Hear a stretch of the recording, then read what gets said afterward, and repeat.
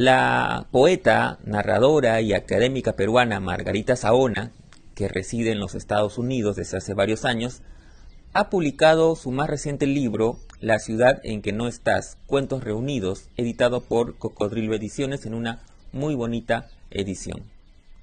Se trata de un libro que reúne sus dos conjuntos de cuentos, Come Horas del 2008 y Objeto Perdido del 2012. Además, se añaden algunos cuentos inéditos. Lo particular de este libro es que esos cuentos están entremezclados, lo que dan al libro una nueva lectura, ¿no? Y nos permiten además apreciar lo orgánico o la organicidad de la narrativa de Margarita. Textos de una prosa exquisita, plagado de imágenes potentes y de sensaciones. Es un libro que yo se los recomiendo mucho. Y justamente sobre este libro conversé con Margarita hace unos días y quiero compartir con ustedes dicha conversación. Pero antes, recordemos, sigamos leyendo. Las librerías siguen funcionando de manera presencial y también lo hacen en modo delivery. Yo quiero recomendarles la estupenda librería Escena Libre. Pueden encontrar su local en San Isidro, en la avenida Camino Real, pero también a través de su cuenta de Facebook. Ahora sí, sin más preámbulos, los dejo con la entrevista a Margarita Saona, aquí en Letra Capital.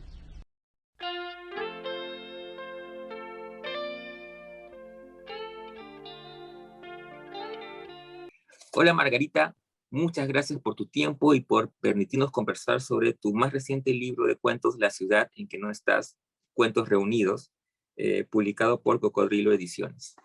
Una muy bonita Gracias, edición. Carlos, por invitarme.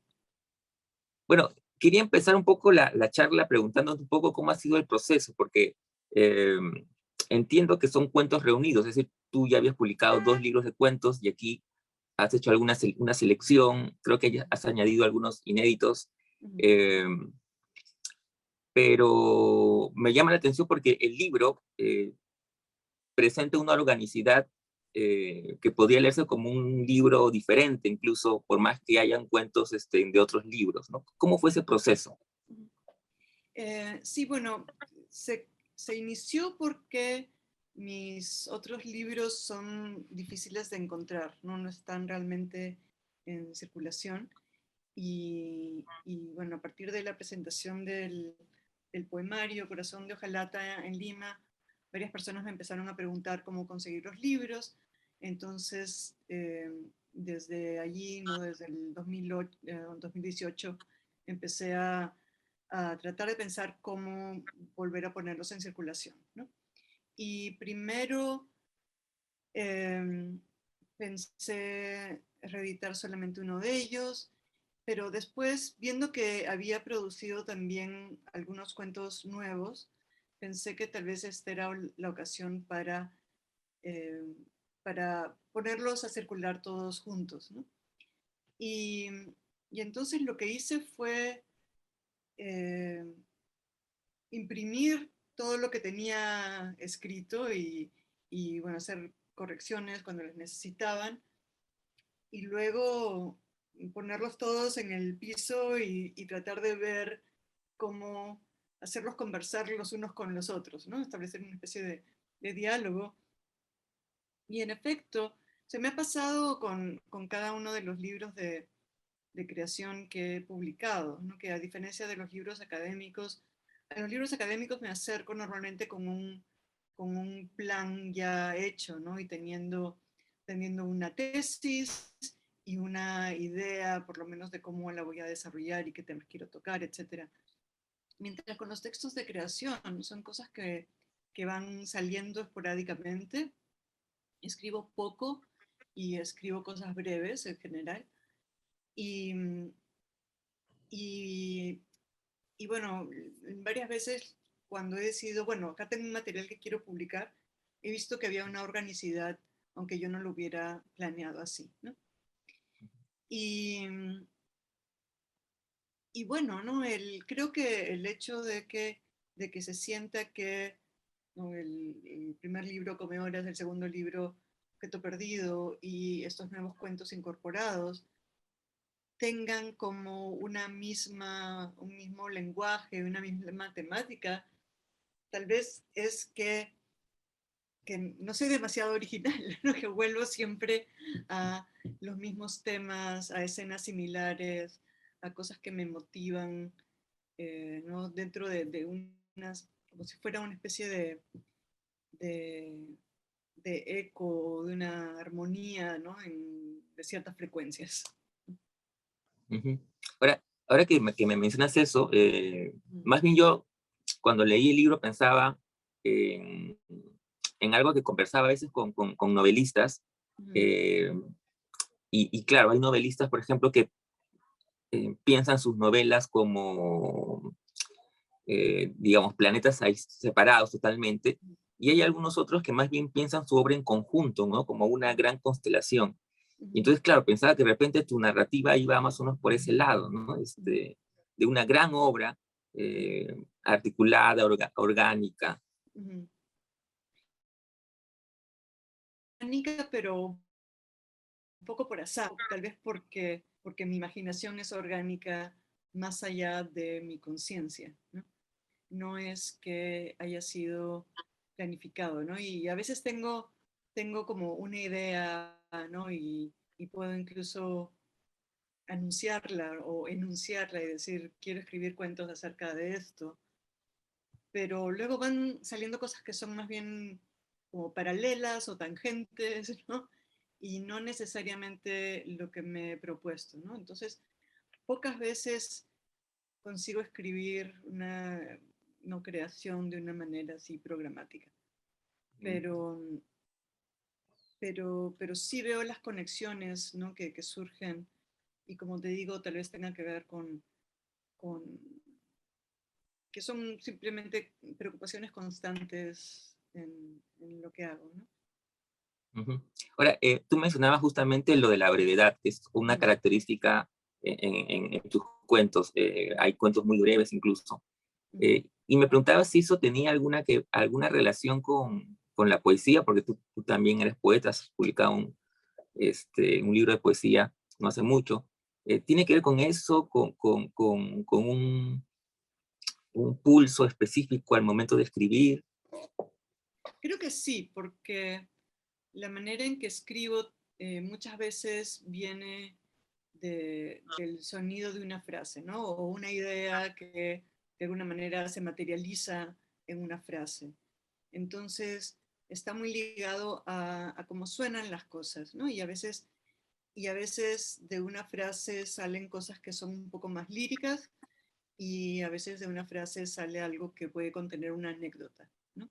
Entonces creo que por ahí van, es donde tal vez divergen un poquito las cosas que escribo, pero en efecto muchas veces me han dicho, ¿no? Que mis poemas son muy narrativos y que mis cuentos son muy poéticos, ¿no? Entonces, eh, no sé si,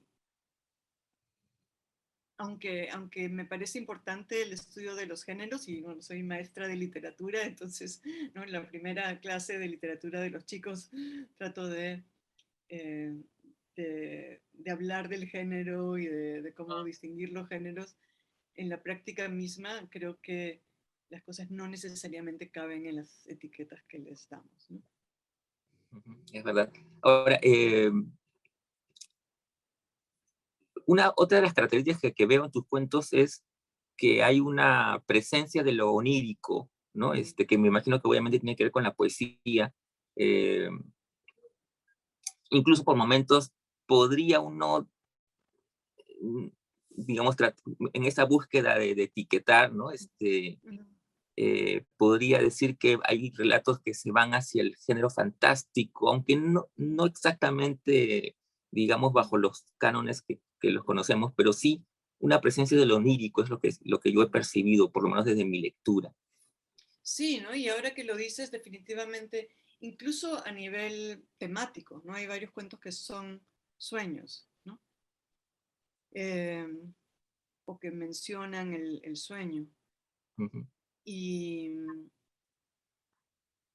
y, y sí, ¿no? Algunas ideas, algunas imágenes vienen de, de cosas que se manifiestan en sueños, ¿no?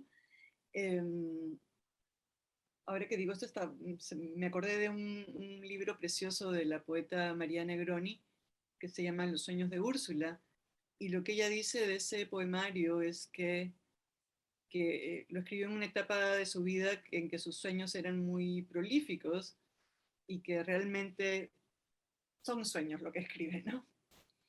Eh, y creo que lo mío no es tanto así, pero sí sueño mucho, sueño con imágenes. Me sorprende cuando la gente me dice que no recuerda sus sueños. Y muchas veces yo tampoco recuerdo los míos o me los olvido, ¿no? Si no los cuento pronto en la mañana o los escribo, me los olvido, pero en general tengo sueños bastante elaborados, con muchas imágenes, ¿no? Entonces creo que también hay esa conexión, ¿no? Y un poco, no sé, la fascinación con, con cierto, con cierta tendencia, eh, no sé si antirracional, pero por lo menos, no sé, surrealista o ¿no? Que no se fía de nuestra capacidad de representar la realidad, aunque otras partes de mí sí son muy racionales, muy metódicas, etcétera, ¿no? Entonces creo que la creación es este espacio donde puedo explorar estas cosas oníricas o imaginarias, ¿no? Claro, porque es verdad, hay una presencia o un manejo, un estupendo manejo de las imágenes en los relatos. Y claro, esta presencia de lo onírico, que está muchas veces explícita a través de que se cuentan sueños, en otros quizás no tanto, pero igual siento que están ahí en la manera en la que justamente cosas aparentemente irreales, pero que sin embargo están cargadas de simbolismos, ¿no? Por ejemplo, se me acaba de ocurrir un cuento que me encantó, no recuerdo el título, pero es un cuento sobre el viento, ¿no? Y la relación de la narradora con el viento, que me hizo recordar un poco a un relato de Octavio Paz sobre una ola, ¿no? Pero en tu cuento eh, lo sentí incluso mucho más intenso, y creí advertir ahí una especie de mirada crítica frente a este, al maltrato hacia la mujer, eh, a las relaciones complicadas, que quizás sea una lectura de repente exagerada mía, ¿no? Pero No, creo que ese es el tema, ¿no? Ese es el cuento Aprendiz de Bruja. mm, Y, y creo que el, un poco lo que el cuento trata de ver es esta relación compleja, ¿no? En que puede haber amor, puede haber ternura y luego también puede haber violencia, ¿no? En una misma relación. Um, y, y no sé de dónde realmente la imagen del viento, pero no sé, creo que hay imágenes en, no sé si es en, en la vida de sueños, hay muchas, ¿no? La idea de la tormenta ha sido también trabajada mucho ujú, literariamente, entonces esta imagen del viento como algo que puede llevarte a algún lado, pero también te puede desestabilizar, ¿no? Eh, Creo que es algo que está ahí, lo mismo con la ola, ¿no? También nuestras fuerzas naturales, ¿no? Y la idea de como seres humanos tratar de controlar la naturaleza también está ahí, ¿no? ujú. Sí, y en tu cuento también el hecho de a veces querer ocultar, ¿no? Ujú, Los resabios de violencia, ¿no? ujú. Sí, ¿no? Y eso es algo que, bueno, creo que nos impactó a todos mucho eh, cuando, cuando en Perú se dio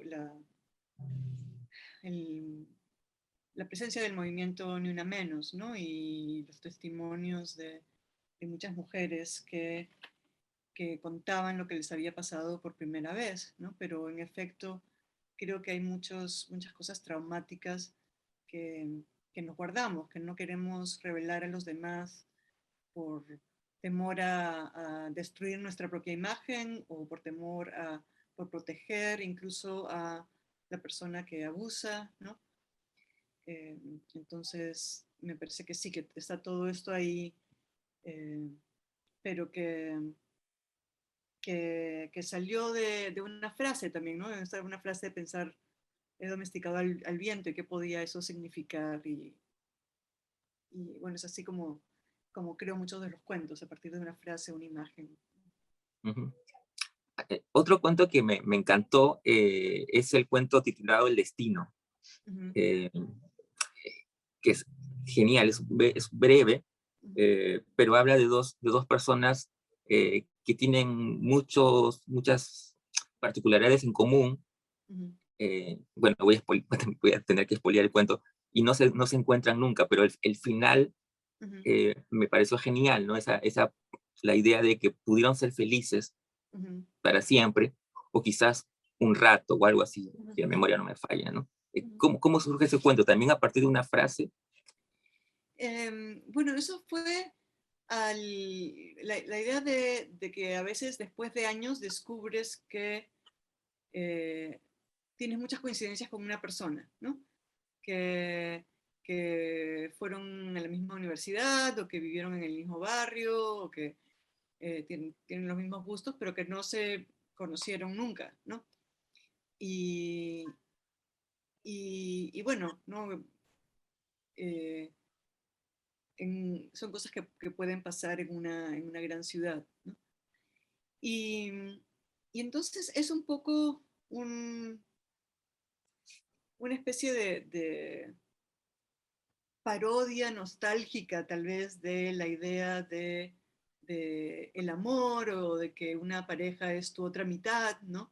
Entonces, por un lado, hay esa especie de tensión, ¿no? De que esperas que los personajes se van a conocer tal vez y vivir felices para siempre, pero la otra parte de eso también es el reconocimiento que una persona tiene de que eh, aun cuando puedes tal vez encontrar supuestamente a la persona perfecta, muchas relaciones amorosas no duran, ¿no? La vida es compleja y uno puede ser feliz con una persona y cosas pasan y luego te distancias, ¿no? Entonces, creo que es un poco, ¿no? Ese explorar y parodiar al mismo tiempo la idea de tu otra mitad, ¿no? Por ponerlo de alguna manera. Ujú. Bueno, algo que ya tú mencionaste al inicio, y que también a mí me ha encantado es el trabajo del lenguaje, digamos. Lo que me lleva a preguntarte por una cuestión más que nada ya de proceso, de cocina literaria, como se le llama, eh, de cómo escribes, es decir, vas poco a poco eh, cincelando el texto, o más bien hay versiones y reversiones y correcciones y correcciones. ¿Cómo se da en tu caso ese proceso creativo?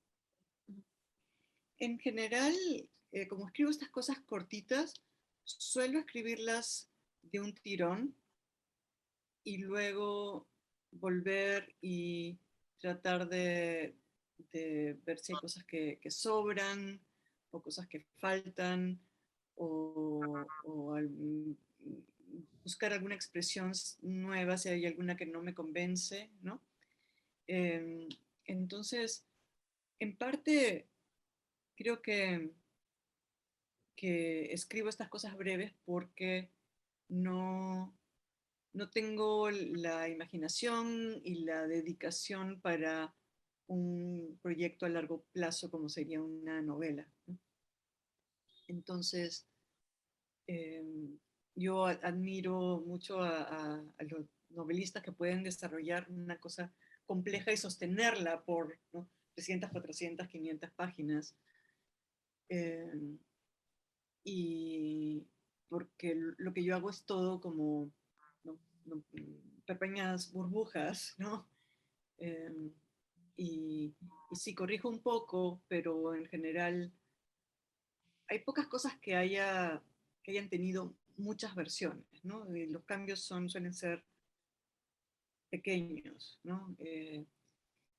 Y bueno, en el libro, en este libro en particular, me ayudó mucho trabajar con Pedro Villa y Ana María Vidal, los editores de Cocodrilo, eh, porque, porque ya fuimos a como detalles, ¿no? Puntos, comas, eh, no, esta palabra no me suena bien, es decir, no leer entre los tres y discutir, ¿no? Cada frase más allá de lo que una misma puede hacer, ¿no? Que lo corrijas 20 veces, siempre es bueno tener otras miradas, ¿no? Ujú.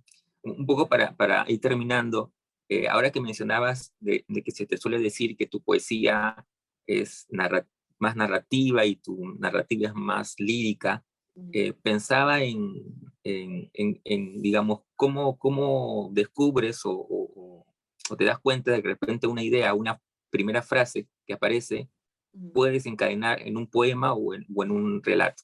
Uh-huh. Una vez Ricardo Sumaliavia y yo fuimos parte de un jurado para microficción, creo que de la Católica, um, y, y para Ricardo era clarísimo que para llamar a algo microficción tiene que pasar algo, ¿no? Y eso me parece un criterio bien interesante, aunque yo no siempre lo siga, ¿no? Eh, eh, no en muchos de mis cuentos no pasa nada, ¿no? pero, pero creo que es una distinción interesante y ver si creo que en la poesía se queda más en una reflexión tal vez que en la concreción de una escena. Eh, pero no te podría decir que eso es siempre así, por lo menos en mi caso. Y bueno, para mí, Ana María Schwab, que es, ¿no?, para mí la maestra de la ficción breve y que me hizo el enorme regalo de escribir, ¿no?, en la contratapa, ella da muchas charlas sobre esto, ¿no? Y, y también es un poco tramposa la definición, porque lo que ella dice es, bueno, si suena como un poema es un poema y si suena como un cuento es un cuento, ¿no? Y la microficción está más o menos en ese espacio. Eh, pero creo que algo que la define es esa importancia que debe tener o el lenguaje o la imagen, ¿no? Que debe haber algo concreto que se presenta en, en el relato breve, ¿no? Muchas gracias, Margarita. Ha sido un placer conversar contigo y además, sobre todo, leer tu libro, ¿no? Bueno, muchísimas gracias por leerlo y por invitarme a conversar sobre él. Ha sido un placer.